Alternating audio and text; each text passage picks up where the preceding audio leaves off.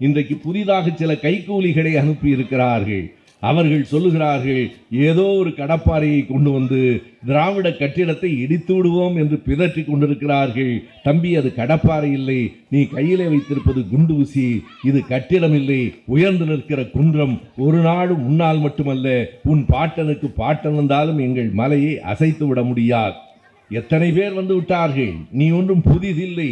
எத்தனை பேர் எத்தனை காலமாய் பேசிக் கொண்டிருக்கிறார்கள். ஒரு நிகழ்ச்சியை நான் சொல்லுகிறேன்.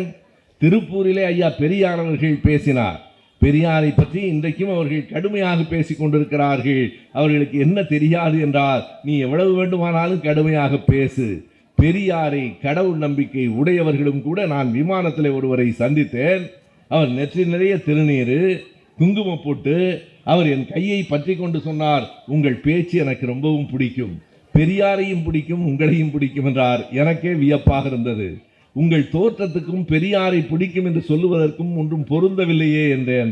அவர் எடுத்து சொன்னார் எனக்கு, என் தோற்றம், என் நம்பிக்கை, என் மதம், என் வழி. ஆனால் நான் இன்றைக்கு ஒரு அதிகாரியாக இருக்கிறேன் என்றால் அதற்கு பெரியாரும் திராவிட இயக்கமும் தான் காரணம் என்கிற நன்றி உணர்ச்சியோடு நான் சொல்லுகிறேன் என்றார்.